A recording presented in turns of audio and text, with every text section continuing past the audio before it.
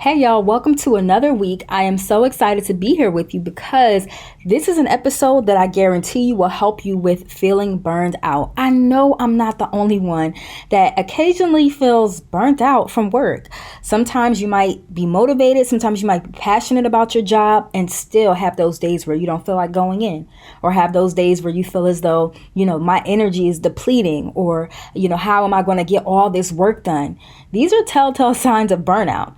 One of the things that I often encourage my clients to do is pay attention to your body when you're having thoughts and feelings like this, because a lot of us are going through burnout and we don't even realize it. So in today's episode, I sat down with a few folks from an organization that I spoke at, and we talked about how their staff members can manage burnout at work. And I wanted to share the same information with you because y'all know I don't believe in gatekeeping over here.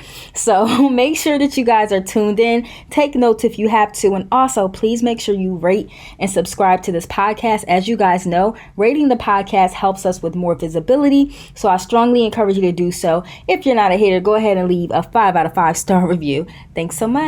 You are now listening to the Paging Dr. Chanda podcast, where we talk all things related to mental health, life lessons, and the culture. My goal is to help each and every listener pursue and center wellness. I'm your host, Dr. Chanda, licensed clinical psychologist. Now let's get into it. Have y'all checked out my Amazon storefront yet? Listen, whether you're searching for last-minute date night outfits, perfecting your 4C curls, or delving into mental health books or enhancing your nail game, I've got you covered. Y'all know here at the Dr. Chanda podcast, we like to serve looks and books. So make sure that you guys click on my affiliate link for a hassle-free shopping experience that supports my creation efforts. Elevate your lifestyle and your mental health today. Chanel, I have a question. What's up? Have you ever felt lonely in your entrepreneurial ventures and journey? Listen, that is such a real feeling, especially as a Black woman, especially as an entrepreneur, especially as a kingdom woman trying to level up and move forward in my life. Listen, the interesting thing is I hear that from so many different women. Yeah. So I thought it was the perfect timing for us to collaborate our entrepreneurial success and the things that we've learned along the way for kingdom women specifically. Listen, I'm so excited about this. So that's right. You guys are able to sign up today, starting in October, our specific membership group where you'll have access to our knowledge on branding, marketing, how to sell, how to pitch yourself, how to, apply the Bible to your business, applying the Bible to your business, corporate fast, like all of those things. Exercise your faith, so many different things. And above all, Chanel, it's great to have an accountability group. Listen, I'm really excited to be a part of a group of a bunch of people that look like me, and we're all trying to get to the same place. And listen, and the fact that we're coming together doing it, I say this humbly, I've been thriving in full-time entrepreneurship for some years now. Yeah. You've generated millions for the sports industry. Yes. We have so many different skill sets that we're going to offer. Yeah. We're two separate powerhouses and we're coming together to build this membership for you all. Not only from a business and physical, natural standpoint, but also a spiritual standpoint. Yes. I can't wait to get into the word entrepreneurship. I'm excited. The word and entrepreneurship together, Chanel. Listen. In a membership group. Listen. Girl. I'm ready. So if you guys are ready for our group that starts in October, please make sure that you click the link in our show notes, and we can't wait to see y'all. Cannot wait. Period. Good afternoon, and thank you for joining us today for what we hope to be a transformative mental health discussion sponsored by 4 of Bozzuto's employee resource groups, the Vets Group, our Soul Group, Happy, and Young Professionals. I'd be remiss if I didn't take a second and put in a little plug for those employee resource groups. As you think about mental health, as you think about the connections we make with coworkers and people who share common values and cultures, our ERGs are one of the best resources the company has for those connections. So you'll see in the comment section, there'll be a link to Telescope. I encourage you to, after today's conversation, visit that. And whether it's one of those 4 groups, or perhaps Vita, Lyft, our parents group, or Women at Bozzuto, take a minute and get involved. It is my pleasure to be sitting here today with Dr. Chanda Reynolds. I have an entire page of introduction, and I was like, gosh, what do I cut out? It's such an impressive list of things. But let me just welcome you first. Dr. Reynolds is a renowned licensed clinical psychologist, a dynamic speaker, and a prominent voice in the mental health community. With a doctorate in clinical psychology, she's dedicated to addressing health disparities in the Black community. Dr. Chanda is a sought-after speaker, delivering powerful talks on mental health, including a TEDx appearance in South Africa earlier this year. She's been featured in Essence and Forbes and Refinery 29 magazines, and has also spoken to top brands like Puma and Foot Locker Women. She's been a trusted speaker at events by organizations including HBCU Week, the Association of Black Psychologists National Convention, the American Public Health Association, and Rutgers University. And we're thrilled that you're adding Bizzuto to that list today. And lastly, she also hosts an incredibly entertaining podcast, Paging Dr. Chanda, recently named one of the top 5 by Sheen Magazine for Black women, and it continues to educate and inspire. So with all of that, welcome, Dr. Chanda. Thank you so much for having me. It's definitely a pleasure. It is a pleasure to welcome you here today. And, we're tackling a big topic today. So I appreciate you being here. We have about 45 minutes for a conversation. We're going to save the last 15 minutes for questions. So you'll see there's an ask a question box for those of you on Zoom. Feel free to take a minute. You can submit a question anonymously, but submit those and we'll get to those towards the end. Let's start off really broadly. Mental health is such a huge topic and frankly is often stigmatized. Now, it feels like maybe some of those stigmas have lessened over the course of COVID when there was such a universal stress and strain. But would you say that mental health issues are really part of the human condition and not something to necessarily be considered out of the norm? Absolutely, which is one of the reasons why I appreciate, talking to organizations and companies, because it helps us to destigmatize mental health and mental health concerns that people might have overall. The reality is, especially during the pandemic, individuals experience, about 50% of Americans experience at least one symptom of anxiety or depression. That's a lot of people. That's millions of people across the nation. And it really I feel like I may have skewed those statistics because I certainly felt more than one. Yes, for sure. And I have too. And I speak to people every day who have experienced that as well. But overall, it really just sheds light on how we as people, we're going to experience hardship. We're going to experience, trials and tribulations throughout life in general. And having some sort of emotion that we deem as undesirable or uncomfortable, it doesn't necessarily mean that it's something wrong with us. It just means that we're human.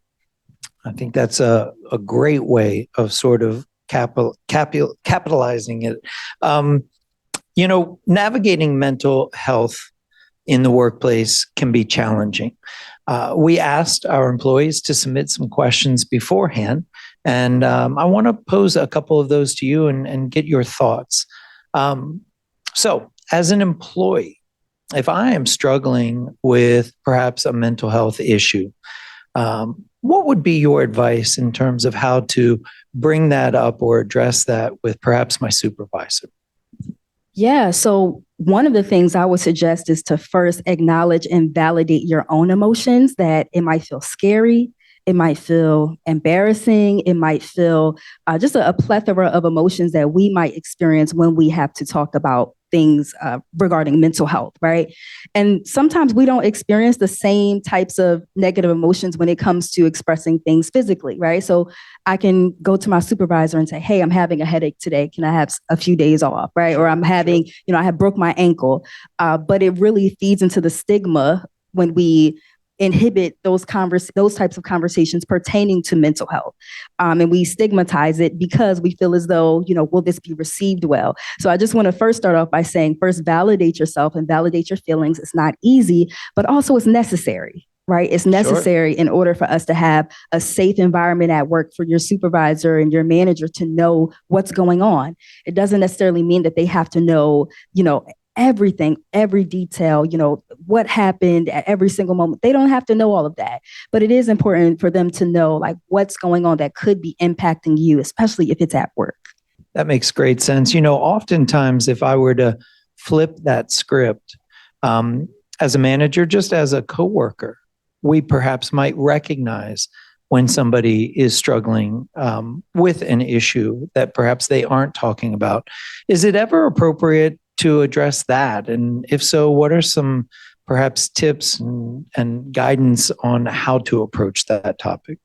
Yeah, and that's a part of creating a safe culture in any work-related organization, right? So I'm not sure if you guys are on LinkedIn, but on the side of LinkedIn that I'm on, they always talk about like, here are ways that you can support your colleagues and your individuals who might work for the company or whatever. And a part of that conversation is to create a safe space. And we can't say that we're creating a safe work culture if our employees don't feel safe coming to us and talking about things that they might be experiencing regarding their mental health.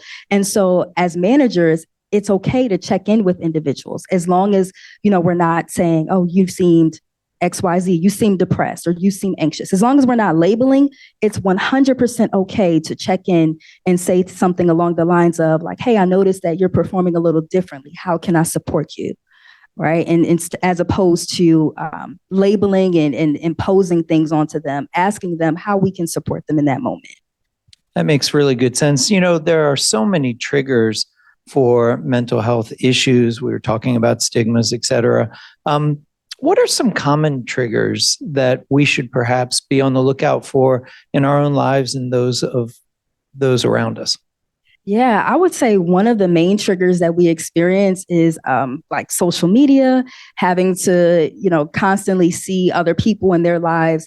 Even the strongest individual, sometimes comparison can play a role, right? So I always encourage my clients, especially when they're in that age bracket of like being on social media constantly. I always let them know, it's good to take breaks. It's good to, just distance yourself from constantly viewing other people's lives so that you don't get in that habit of comparing yourself. In addition to that, another trigger can just be like family stress, right? So having to, whether you're the caregiver or a member of the family who's, just engaging in just being a member of a family. Family is stressful in general. I know my family isn't the only one that's stressful. Do I got anyone in here? You probably got a lot of head shaking out perfect. there as a father of three. Perfect. Yes. And that's because we're all human, right? So we might do things, we might say things to get on one another's nerves. And it doesn't mean anything negative about our families. That just means that we are humans living in a human experience. And therefore, it's important for us to acknowledge that, yes, I might have family related stress, but it's important for me to examine like how much that stress or the degree to which that stress is impacting me, my overall well-being, and even my productivity at work. So social related stress, family related stress, even thinking about like what's happening in society can certainly be a trigger. Sure. So we're coming up on election season, right? So that in itself is stressful. Like watching debates, watching what's going on in this area and what's going on in that area. There's a specific name for it. It's called political stress, right? So where people are engaging and constantly watching things that's happening on the news regarding politics, and that in turn impacts their overall stress levels. Even though I might not know personally, the president or vice president or individuals who might be running for office, it can stress me out just learning that, what's going on there. So yeah, just a few things. But yeah. Is it healthy to at times disconnect? I've heard folks say, well, look, I don't want to ignore the world around me. That seems perhaps to be ignorant. But given those external stressors, you mentioned the social media and taking a break as it relates to political stress and others as we enter into a very difficult time. Is it also recommended to occasionally turn off the news? Absolutely. 100%. I work generally with like teenagers, young adults, or what have you. And I always, my teenagers, I know I get on their nerves when I say this, but I always encourage their parents, like, hey, make sure that you have a time limit for how long your child is on social media. And I tell my young adults that as well. Make sure you're giving yourself a time limit for how much media you're taking in, whether it's on social media, TikTok, television, or what have you. Because the reality is like that can certainly evoke strong emotions from us. So yes, we need to be taking breaks. And that makes me, when I get pushback on it, like, well, how am I going to find out what's going on day to day? I ask people, like, how did people know what was going on day to day 20 years ago? I didn't have Instagram growing up. I didn't have TikTok. I didn't have a phone. So Exactly, right. exactly. I didn't get a phone until like middle school. So there are ways around it. If we really want to be informed, we can choose other avenues that don't impose as much stress. So what are some of those other avenues? Where would you point people in terms of those daily behaviors that perhaps let them feel connected, but don't take them down the rabbit hole? Yeah. So I know I'm going to sound old school, but relying on things like news outlets, I was going to say newspapers, but relying on news outlets and just reading up on specific articles that might just focus on like the facts, right? As opposed to blog related posts or individuals who might provide their opinion as opposed to politics, because again, that can be stressful, but focusing on just how I can be informed day to day without exposing myself to the noise on these media avenues. That makes a lot of sense and is good advice for everyone watching. Um, we talk a little bit about sharing and sort of boundaries. You mentioned it earlier that you don't have to provide every detail. What are some of those perhaps healthy boundaries that a manager or an employee can think about as they perhaps raise an issue or address an issue with a coworker? Yeah, so boundaries are 100% up to what you deem appropriate, right? So a boundary for me might be completely different from a boundary for you. Sure. And so it's really going to be about the employee and the manager understanding what their own boundaries are, and also taking heed to what the other party, whether it's the manager or employee, what they stated their boundaries are as well, right? Because after someone sets a boundary and they kind of like let you know what they're okay with and what they're not okay with, it's up to us to be able to abide by that and follow that, because it's not okay to ever impede on somebody else's boundaries. But really understanding like, okay, what are my boundaries? What am I okay with talking to my supervisor about? Where do I draw the line? And essentially to stay in a safe space with that really is like leaning into how I can be supported. I don't have to talk about a specific diagnosis. I don't have to talk about, what my doctor said or what my therapist said. I can lean into, okay, this is how I need to be supported at work. How can you meet me here? Great. That's great advice. Oftentimes these stressors, whether they be external or internal, can lead someone to start feeling burnout. First of all, how would you kind of define burnout, if you would? Yeah, so burnout is essentially just a pervasive state of exhaustion related to work. This can be manifested as feeling not as enthusiastic about your work as you typically are, not being as productive at work as you typically are, possibly daydreaming, wanting to disconnect, whether that's consciously or unconsciously. But it's really a state of increased anxiety marked by these difficulties at work. Are there any additional early signs that perhaps you can pick up on that might tell you you're leading towards a burnout, or perhaps someone you work with is? Yeah, so having an overall negative view of your job or what you do. Now, if you went into the job with a negative view, saying I hate this job, and that's how you got it, or that's how you were when you received it, that's one thing. There's nobody watching. There's nobody at Bozzuto. Hating no, this job. Absolutely Nobody. Not. No, of course absolutely not. That's not a thing here. Right. But if you were the type of person, you were excited, enthusiastic about the work that you were doing, and now it's almost like, I dread going to work. I don't want to go to this meeting today. I don't want to meet with any of the leasing agents today. This is not my thing anymore. That's how we can tell, we might be entering into that state of burnout. And also just excessive fatigue, like feeling exhausted, even at the mere thought of going to work. Sure. And I would imagine that some stress and I would say worry is natural. That's a human response. When do you kind of know that the stress level is going from helpful in terms of being prepared and being aware to unhealthy? Yeah.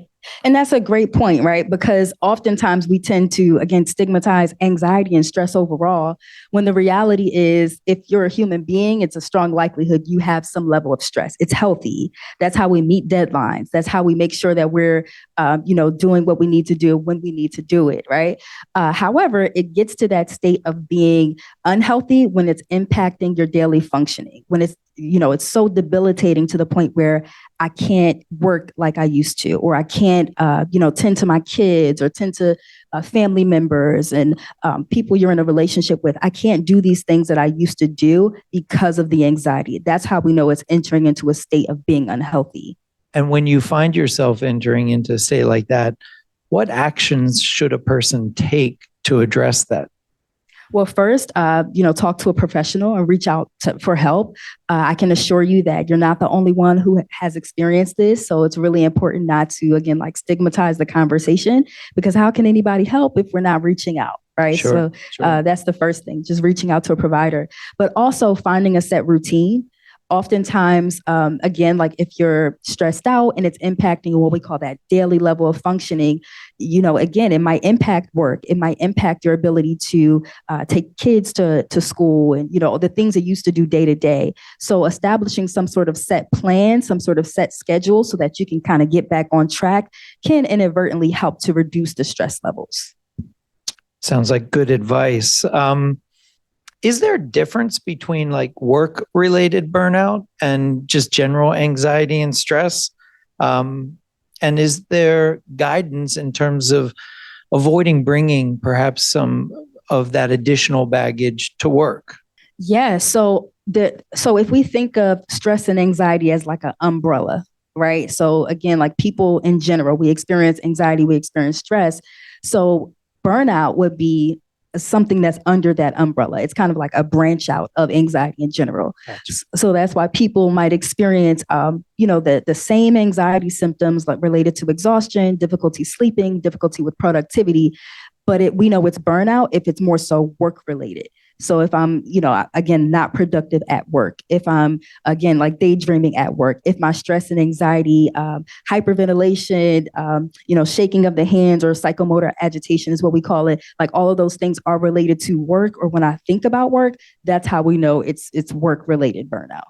And I would guess that we could also, if we took work out of that equation, we could associate that with anything that perhaps is bringing that, a relationship or particular, function in our private lives.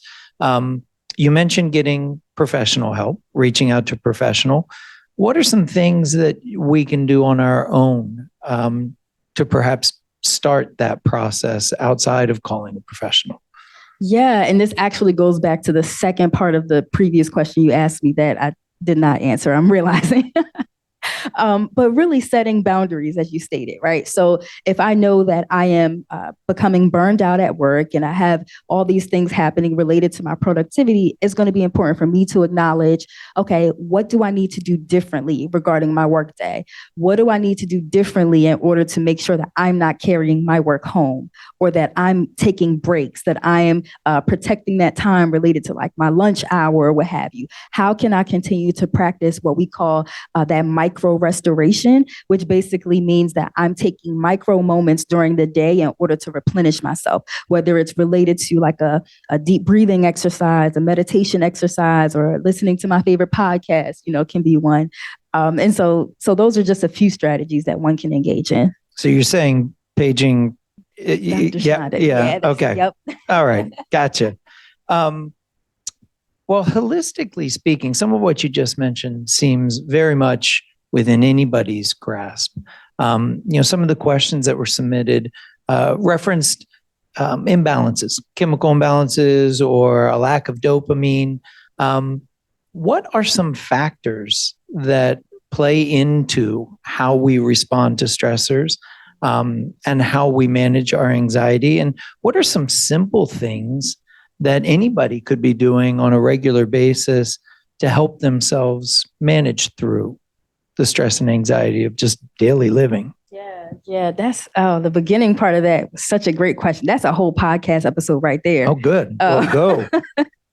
when thinking about, okay, what impacts my ability to overcome this anxiety, a lot of times it's rooted in one's problem solving approaches, right? Okay. So if inherently I'm the type of person, the way I problem solve is I kind of allow anxiety to kind of overtake me. I'm not engaging in like good decision making skills, or I'm even trying to mask it with like alcohol or doing unproductive things, and that's probably how you're going to deal with stress as well. Sure. Yeah.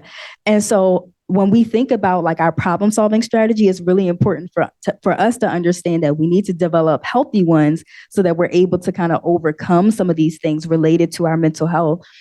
Regarding the holistic methods and even raising dopamine, it's such a difficult time right now. And I acknowledge that simply because we're going into those fall, winter months. Right. We're getting less sun. It's dark outside. Like we're not getting as much sunlight or that vitamin D exposure that we typically do, which helps us with mood regulation. And so because of that, people kind of go into that period of seasonal affective disorder and having a hard time with regulating emotions because of that the lower dopamine, lower serotonin levels. And so to naturally do that for ourselves, it can include like exercise. How much exercise are you getting a day? It doesn't have to be long. I know many of the Bozzuto apartments, we have a gym right upstairs. Absolutely. So, no excuse not to. Right.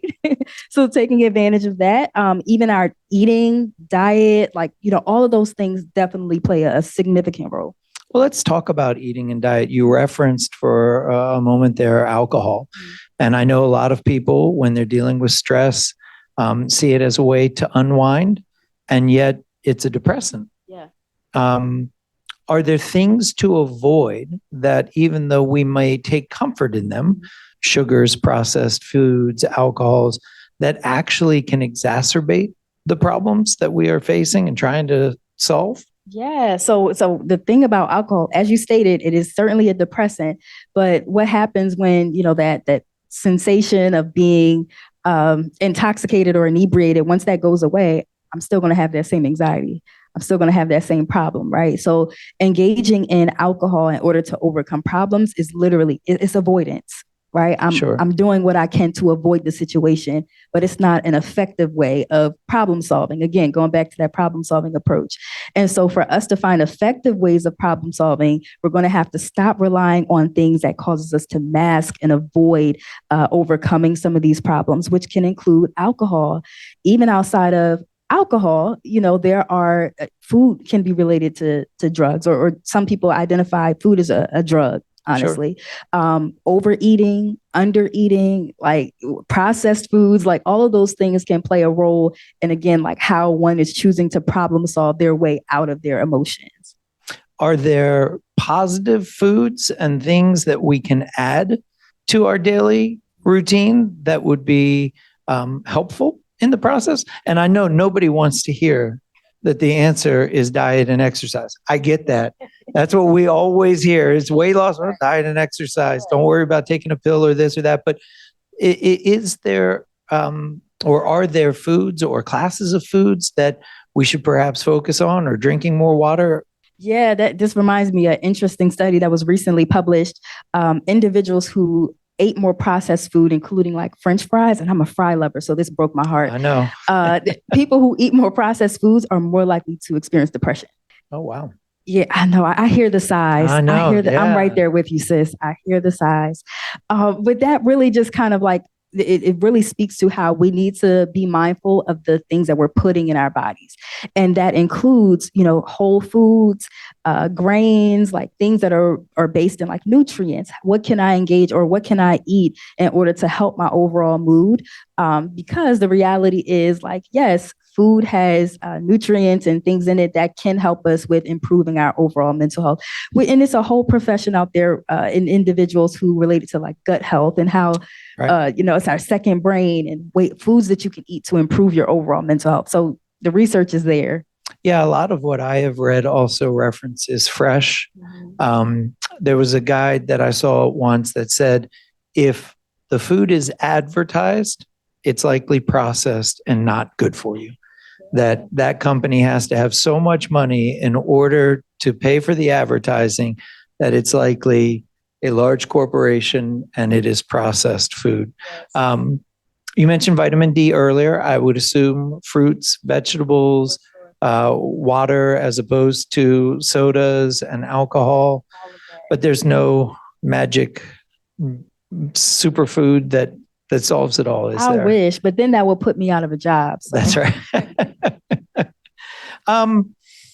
Hey everyone, it's Justin Biggs here from the Biggs vs. Biggs podcast. If you're a fan of sports podcasts, then be sure to check out and subscribe to Biggs vs. Biggs, a show that covers upcoming fights, fight reviews, and interviews with some of boxing's brightest stars. And it's brought to you exclusively by Revolt Podcast Network, anchored in hip-hop, powered by creators.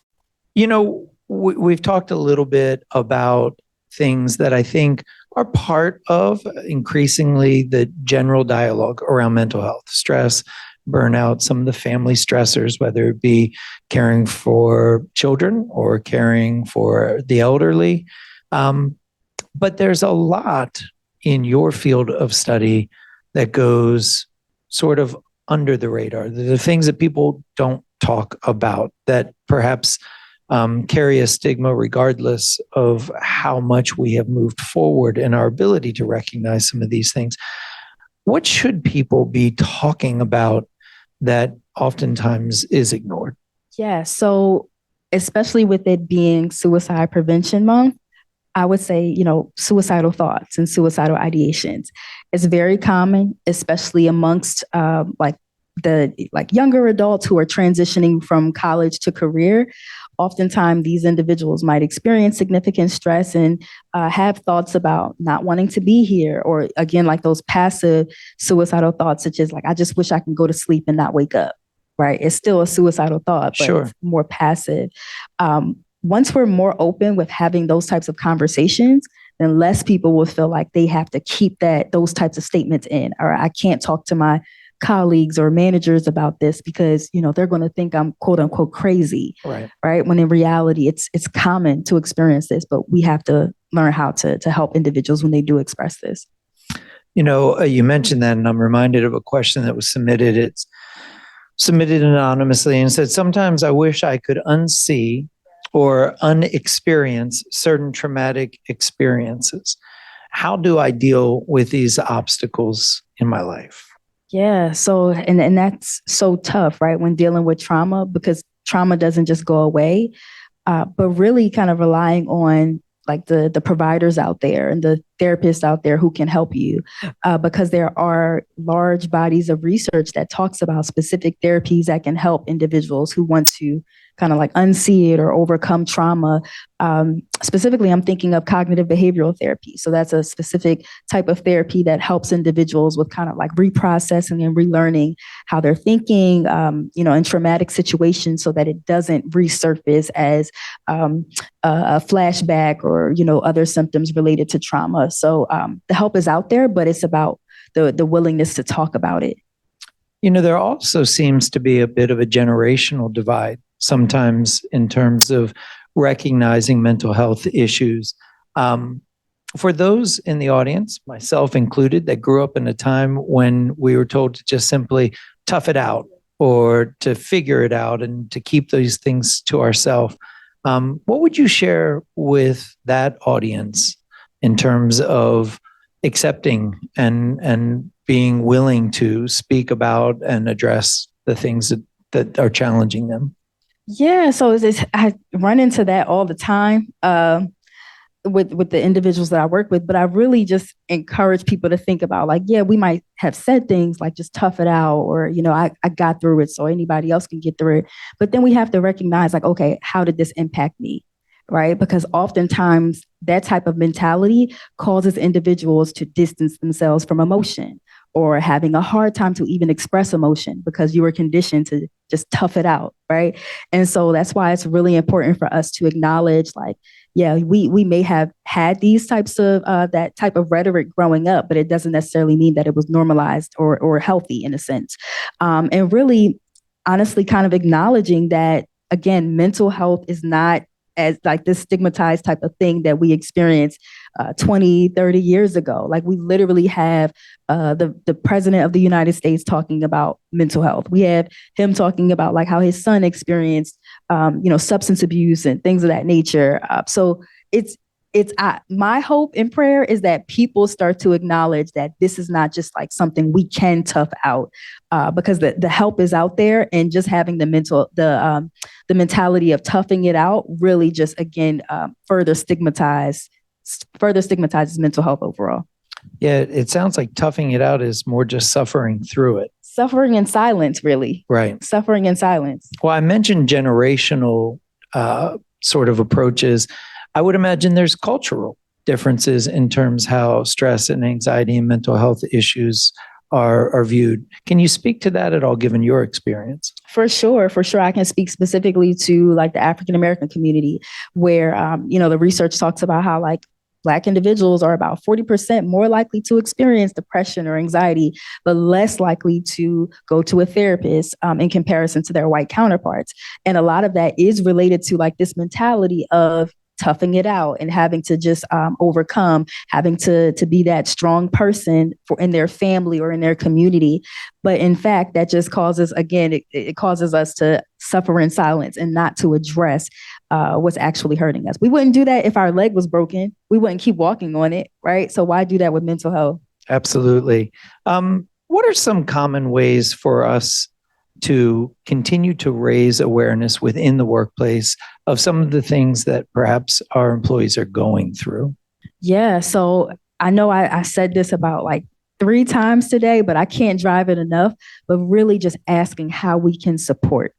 Right. So we might not be able to label, we can't diagnose ethically, right? And it's not our job to, but we can ask how I can support you in this moment. And even asking, what support can you offer in terms of like the employees, asking managers for assistance.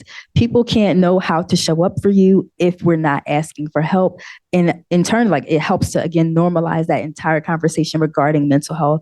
Internalizing the thoughts about it is just going to, again, leave us suffering in silence and not addressing what needs to be addressed. Well, I'm going to throw our team a little bit of a curveball.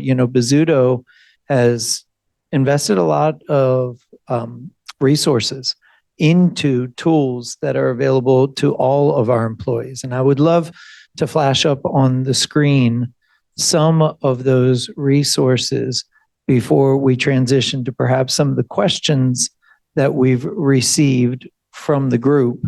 And those happen to be on my phone. Awesome. Okay.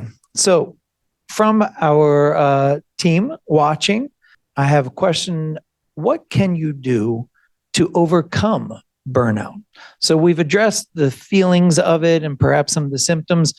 How do you start working through it? Yeah. So working through it might feel daunting because one of the symptoms of burnout is I don't feel like working at all. Right. So the concept of having to work through it, I know it can feel, again, like daunting, but really just acknowledging that, yes, you are having a tough time, validating your feelings in that and not feeling guilty about it or coming down on yourself about it. And also practicing the term I used earlier, which is that micro restoration. And so basically, when we think of the term restoration, we're literally just talking about like restoring, like how can I restore myself during the day? And micro meaning like finding those small pockets of time where I can do that throughout the day. That'll help you to feel restored as opposed to burnt out and exhausted and fatigued throughout the day. And it'll help to improve your overall mental health, clarity, and productivity. So that might include, taking 10 minutes before you start work to listen to your favorite song. During your lunch, making sure that you are writing in a journal. Making sure that you're taking another 15-minute break in order to, do something else that's enjoyable. Far too often I hear, and again, not at Bozzuto, but far too often I hear people saying like, oh, I'm too busy. I just work through my breaks. I just work through my lunch, and then wonder why we're burned out, right? It doesn't work like that. Sure. And you mentioned breathing exercises earlier, and those seem relatively simple. I know there's a lot of apps also that can help. Are there any apps or resources online that you would recommend or? Yeah, so the Calm app is a good one. Headspace is another good one. That's one that I recommend to my clients. And really, you might not always have access to an app or your phone, but practicing those coping skills that you can do on your own, right? So that might include deep breathing. Another one we call progressive muscle relaxation, which helps you to kind of like relax your muscles throughout the day. How does one do that? Yeah. So basically, you would kind of start by sitting feet flat on the ground. All right, I'm going to listen. And so you would kind of just relax yourself, and you would just take a few moments and we can start with the hands, and you would just kind of like squeeze your hands as hard as you can for 10 seconds, and then you would gently let it go. And so you would do that for about 4 or 5 times in a row. And it really is just to kind of help your muscles to practice like tensing and releasing, so that you're learning how to release your muscles, and not, because oftentimes when we were working, we get that tension in our back and tension in our shoulders and such. So this is a way of just learning how to tense and release muscles. So we start with our hands, but then you go through like, your whole body. So you can do it with your back, where you're tensing your back and then releasing it for 10 seconds and doing that over and over again. You can do it with your legs. But yeah, it's just another way of like relaxing throughout the day. Well, and you mentioned it earlier, but a lot of our sites, our corporate offices, have workout facilities as well. So bringing a change of clothes, and whether you start your day with it or take your lunch break, go for a walk outside. I had a coworker today who was touring properties and said they barely made it into the office because it was so beautiful outside. So even that little bit of time when you're walking across the courtyard or just sitting outside can really be restorative.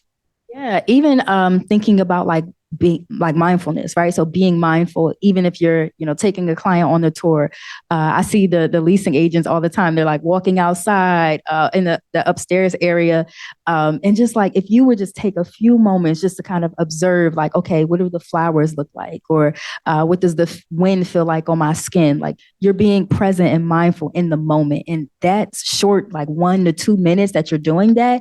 You're practicing mindfulness, which is another way to kind of like help to overall restore your emotions and improve burnout throughout the workday.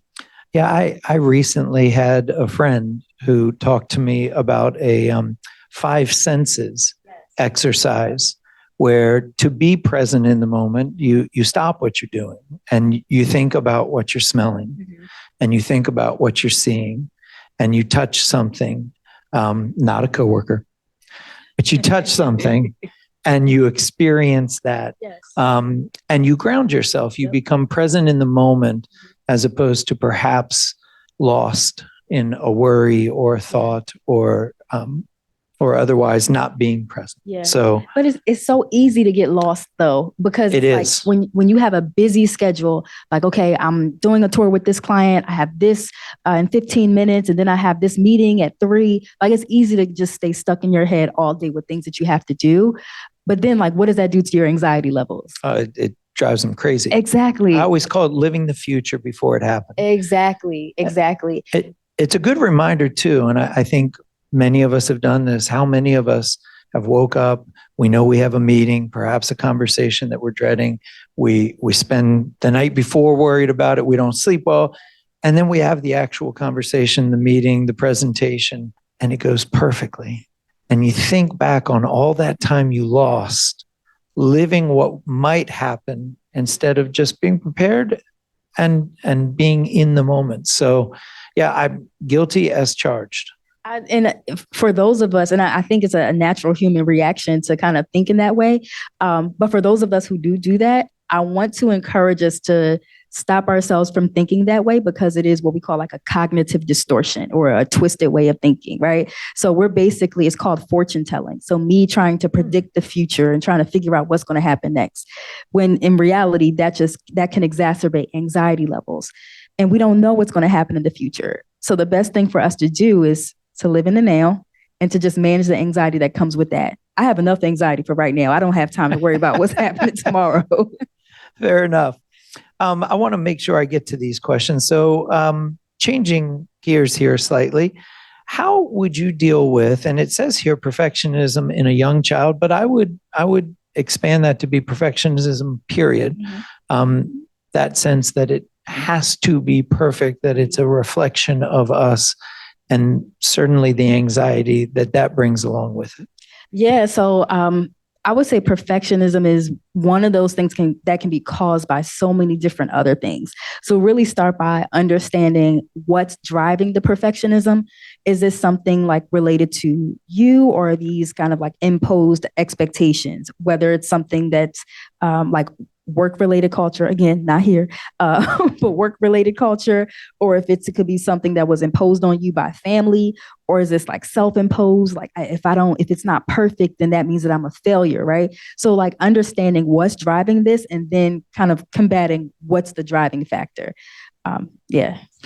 Yeah, we call it in our house the good enough club. Instead of always having to be the best, sometimes it's okay to be good enough. Exactly. I like that. As someone with a teen who is struggling deeply with depression, I find it hard to separate myself from their own struggles. How do I support without falling into the grip myself? Yeah. So really just starting by asking like, how would you like for me to show up to you or show up for you in this moment? Do you need a listening ear, or do you want me to give advice? Because really it does the child an injustice for parents to become over involved with things like that, right? We call like that the parent protective trap, which essentially we're teaching the child that they can't handle their emotions on their own. They need mom or dad to figure it out for them. Sure. And we don't want to go down that route. So really just kind of like helping, just supporting them, but also giving them the autonomy to feel and to, use coping skills and such on their own. And is there a way to sort of separate that sense of carrying that weight with you as well? It's one thing in terms of how you show up, but no. Not as a parent. I always tell people, my mom, she packed my lunch until I was 25. That really just showed. She was like, "Oh, well, I know you're in grad school. I just want to help out." Like parents are never going to stop caring, and that's okay. That means that you're a healthy parent who loves your kid, but also that doesn't mean you have to act on every single impulse to like want to figure it out for your child. Sure. Nope, that makes sense. Yeah. And lastly, is there any advice, general or specific, that you have for people navigating their way through the world we live in today? Yeah. So understanding that, one, you're not alone. It can feel very daunting to experience things like anxiety and depression. And it can feel as though like, wow, nobody else is experiencing this around me. And the reality is people are, even though you might not be able to recognize it. So understanding you're not alone. And two, like people care about you. We want to hear about what's happening. We want to hear about ways that we can support. And so it's really important to lean into that. Three, asking for help. You guys have resources here at Bozzuto. You guys have great psychologists and therapists in the area. So like reaching out for help in order to, navigate what it is that you're going through. Yeah, asking for help is certainly not a sign of weakness. It's a sign of strength. Exactly. That vulnerability, for sure. Well, I want to thank you for spending time with us today, helping us to sort of start the conversation or continue the conversation. I'd love to put up the resources that Bozzuto offers again for those of you that perhaps are unfamiliar with them. I'd also like to encourage everyone that's watching today to look into our employee resource groups. Again, that was through Telescope, and find communities to connect with. You mentioned there's a lot of loneliness around mental health issues, and the reality is that we're all in this together. Exactly. So thank you so much for your time today. Absolutely. And thank you for joining us online. We hope this was helpful, and we look forward to future opportunities to get together. Awesome. Thank you. Thanks, everyone. Hey, everyone. It's Akila Friend here from Monuments to Me podcast. If you're a fan of current events and cultural podcasts, then be sure to check out and subscribe to Monuments to Me. It's a show that covers societal issues, pop culture, and of course, Black women's empowerment. It's brought to you exclusively by the Revolt Podcast Network, a network anchored in hip hop, powered by creators.